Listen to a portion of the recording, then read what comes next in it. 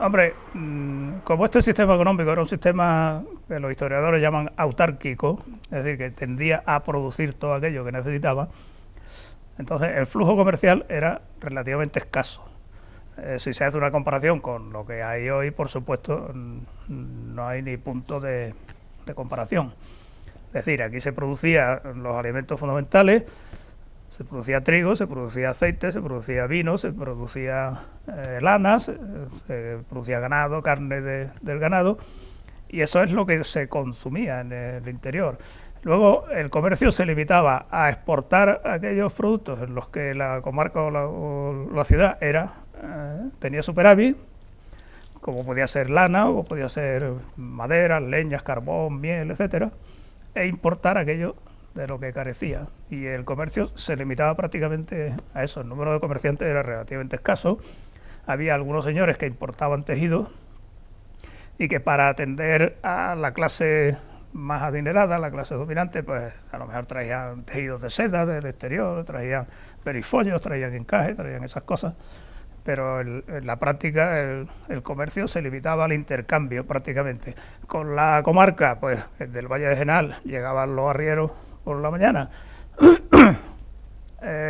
trayendo castañas o trayendo nueces o trayendo frutas o cualquier otro producto que ellos tenían, uvas, vino, venía mucho aguardiente, y de aquí se llevaban harina porque allí en el valle no se producía cereales suficientes, y ese era el tipo de comercio que había. No había grandes mayoristas comerciales. Lo que sí había era mucha gente que se dedicaban al intercambio, a la compraventa, trajinante. Lo que sí he leído que me ha llamado poderosamente la atención, en que la relación de los establecimientos que existían y tal, se recoge, por ejemplo, a la señora que en una esquina estaba con un canasto vendiendo lechuga, se consideraba ya como un comercio, como ¿no? Un comerciante, como claro. un comerciante. En la estadística se contabilizaba así. Había no sé cuántas, 64 verduleras. Exactamente. Pero eso, en realidad, ese es el comercio puro, simple de... Claro, de vender los excedentes de producción. Excedentes de una mujer que tenía una huertecilla y que producía 4 lechugas y las traía y las vendía, pero eso no se puede llamar comercio. Así que no tenía la importancia. También, claro, está por las dificultades de comunicaciones, ¿no? Claro. Porque los caminos prácticamente no había ni un solo camino Claro, se comenta que el único camino carretero era el que llevaba hasta Gibraltar, que tampoco está constatado que fuera cierto, ¿no? Sí, parece que se abrió fundamentalmente porque como Gibraltar lo conquistaron los ingleses en 1604 y Ronda se convirtió desde aquel momento en una cabecera de una especie de retaguardia para las tropas, para los ejércitos, para abastecer al ejército en los sucesivos cercos de sitios de Gibraltar en el siglo XVIII. Se construyó ese camino, pero ese camino quedó arruinado. Antes incluso de la guerra de la independencia ya el camino carretero, el camino de ruedas, había desaparecido. Claro, porque el único que existía era la zona norte que comunicaba con la comarca de Antequera, ¿no? Sí, pero ese camino incluso fue el primer coche de ruedas que llegó a Ronda, fue a mediados del siglo XIX, cuando vino la duquesa de Montpensier, esa famosa, desde Osuna hasta Ronda. Antes no había carretas que cruzaran por ahí, o sea que no había caminos de ruedas, no existían. Claro, si no hay buenas comunicaciones, pues está claro que todo el desarrollo... Bueno, y además, como no había demanda tampoco, entonces la gente se conformaba más o menos con lo que recogía y con lo que podía, y el que tenía dinero, ese compraba por encargo. Claro. Y lo que sí había eran dueños de recuas de caballerías que iban hacia Sevilla o iban hacia Antequera o toda la zona de expansión, y traía por encargo aquellos productos que le demandaba al mercado local, pero bueno, eso eran 10 familias. ¿Y los flujos comerciales de la ciudad de Ronda estaban más desarrollados hacia la campiña del Guadalquivir, hacia Málaga, hacia el campo de Gibraltar? ¿Con qué de estas zonas con estas zonas las comunicaciones más fáciles eran con la campiña del Guadalquivir? Las relaciones, sí, porque Málaga, para ir a Málaga, que era un poema, ¿no? Una aventura. Una aventura, eso sí. Hasta hace poco lo hacía. Hasta hace poco tiempo. Sí. Y lo mismo casaba con el Valle de Genal, pero vamos, el Valle de Genal, como estábamos cerca, entonces era más fácil de que la gente viniese a Ronda. Pero vamos, yo Yo he conocido de jovencillo, pues yo vivía en un pueblo del Valle Genal de Benadalí, y de joven conocía yo a los arrieros que cargaban de madrugada 2 mulos con carga de castaña y tomaban camino de Ronda. Y ya había carretera, pero vamos, la carretera esa se abrió, la carretera de Ronda a Gaucín se abrió en el año 42, 43, del siglo XX. O sea que no hace tanto tiempo. Se habla en el libro que uno de los momentos de más álgidos en cuanto a la fructuosidad del comercio son las ferias, las renombradas ferias que se celebraban en Ronda. ¿Qué nos puedes comentar al respecto de lo que aquí se comenta, de lo que se habla en el libro? Respecto a las ferias, sí hay que decir que efectivamente eran los 2 momentos del año en que Ronda tenía un papel importante en el capítulo de transacciones, porque estas ferias que eran de concesión real, sobre todo la Feria de Mayo, la Real Feria de Mayo, del 20 al 27 de mayo, reunía una enorme cantidad de gente, de campesinos, de trajinantes, de comerciantes, que venían a una reunión anual de intercambio, que era lo que en realidad era la feria, no la feria en sentido festivo, sino la feria en un sentido comercial. Entonces se reunían en Ronda, especialmente como feria de ganado, más que otra cosa, porque también podía haber intercambio en otros artículos, como podía ser trigo, cebada, pero esos se hacían de palabra, no era de vista, sino que un señor que decía yo tengo 50 fanegas de trigo, se las vendo, y hacían el trato y después el trigo no estaba allí presente, pero la ganadería sí. Y durante toda esa semana se reunían miles de cabezas de ganado con sus dueños, unos venían a vender, otros venían a comprar, una actividad que se ha mantenido fuerte hasta hace relativamente poco tiempo, ¿no? Lo que pasa es que con el declive de la ganadería y la estabulación de los ganados que hay hoy, pues ya esas reuniones han perdido su objetivo fundamental. Y después había otra feria, que era la de septiembre, que es de concesión posterior, entre el 8 y el 15, que se dedicaba especialmente a la ganadería de cerda, porque era el momento previo a la montanera. Entonces, fundamentalmente se compraban y vendían cerdos que luego se destinaban a ser engordados en la montanera, en los bosques de encina. De estas ferias sí se sacaba un producto importante, la corona cobraba el 4% de todas las transacciones, y después el ayuntamiento recibió también otro arbitrio del 3%, que se autorizó durante un tiempo limitado, aunque eso se fue prolongando, primero para la obra del puente y después para la obra del acueducto de Aldehuela.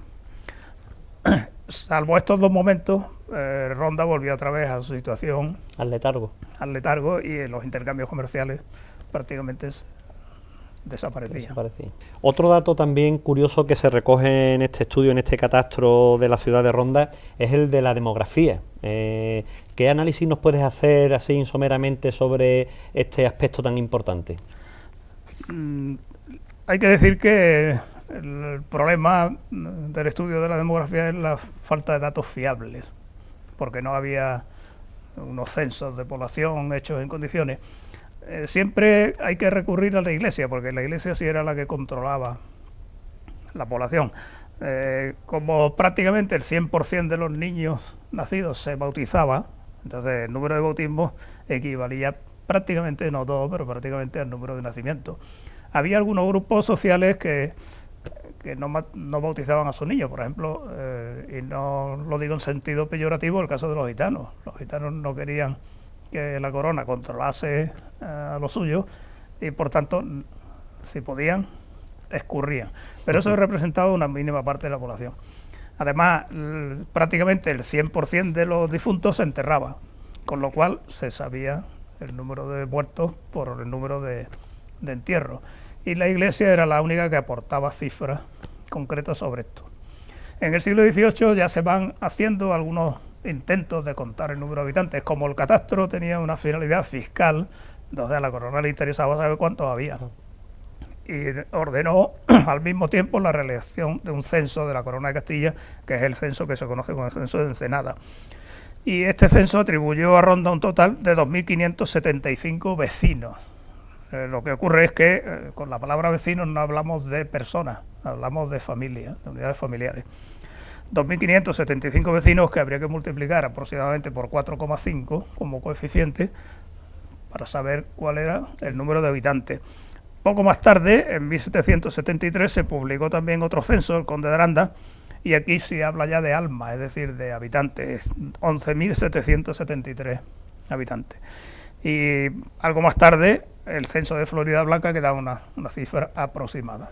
Así que la población en Ronda, pues a lo largo del siglo XVIII, podríamos decir que osciló entre 10.000 habitantes al principio y 12.000 al final de... No hubo grandes fluctuaciones. No hubo grandes, pero sí fue una época de crecimiento más o menos sostenido, aunque el crecimiento de la población presentaba dientes de sierra, porque entre la primera cifra de 1720, por ejemplo, y la de segunda de 1740 puede producirse un desastre como fue la hambruna, conocida como la nanita, el año de la nana, que se produjo en 1735, o una epidemia de peste.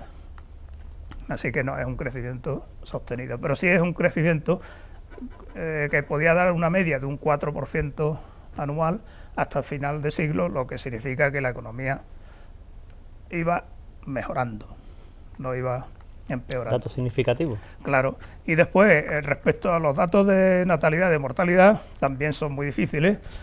Hay algunas aportaciones de la Iglesia. Yo estudié en Málaga, en el archivo de la Catedral de Málaga, unos informes sobre los sacramentos administrados entre 1712 y 16 por las parroquias de Ronda, que habla del número de bautismos, de los entierros y de matrimonios. ¿Cuántas parroquias había en Ronda? En este momento había tres parroquias: Santa María, Santa Cecilia, que era la actual Iglesia de Padre Jesús, y el Espíritu Santo.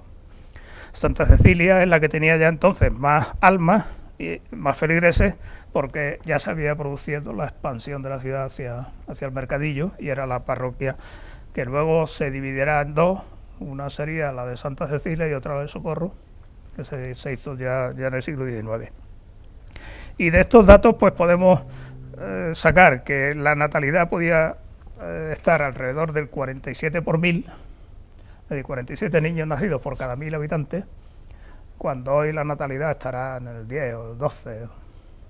Y la mortalidad, en cambio, era también muy elevada, del 37 por 1000, cuando la mortalidad ahora estará en el 8 o en el 6, en la mortalidad infantil. ¿Y recoge el estudio, el catastro, también el índice de alfabetización o otros datos así similares? No, de eso no recoge el catastro absolutamente nada, porque no había un sistema educativo en condiciones, ¿no? Entonces había algunos maestros de primeras letras que estaban muy mal pagados, por cierto, era por el ayuntamiento, que tenían a unos cuantos niños que recogían y a los que por otra parte le cobraban alguna cosa a los padres, porque si no, el maestro no podía vivir. Y después algunas escuelas de gramática regentadas por clérigos, pero la educación universal, eso nada que se le parezca a la situación actual, ¿no? La mayor parte de la población era analfabeta, eso sí, sin ningún tipo de duda. Bien, Pedro, pues a lo largo de la entrevista estamos viendo que el clero pues tuvo una importancia vital en muchos aspectos de la vida, ¿no?, de la sociedad rondeña y también, bueno, pues del resto del país, ¿no? ¿Por qué este grupo social tiene esa implantación, tiene esa importancia, tiene ese dominio? ¿Dónde están esas raíces y cuál fue el papel tanto para lo bueno como para lo malo que jugó el clero en la sociedad del siglo XVIII? La importancia del clero tiene raíces muy antiguas, ¿no? El sistema estaba estructurado de esa forma. El clero era el que garantizaba la unión ideológica de todo el sistema, el que dominaba espiritualmente a la inmensa mayoría de la población. La gente era bastante religiosa, incluso los campesinos. Me parece que cuento por ahí el caso de un campesino que tiene una reyerta en el arroyo de la Manidad con otro por una cuestión de pasto y le pegan una puñalada y cuando van a recogerlo mandan a un zagal corriendo a Ronda, pero en lugar de llamar al cirujano dice que vayan a por un fraile para que lo confiese. O sea, eso demuestra la importancia que tenía la Iglesia, ¿no? Y esa importancia estaba basada económicamente en lo que hemos hablado antes, en la propiedad de la tierra. Aparte de la propiedad de sus propias tierras, había en Ronda, según el catastro, 330 colonos en tierras de eclesiásticos, es decir, 330 campesinos que tenían tierras de eclesiásticos que a cambio de un censo, pero además hemos hablado también de los ingresos por el diezmo.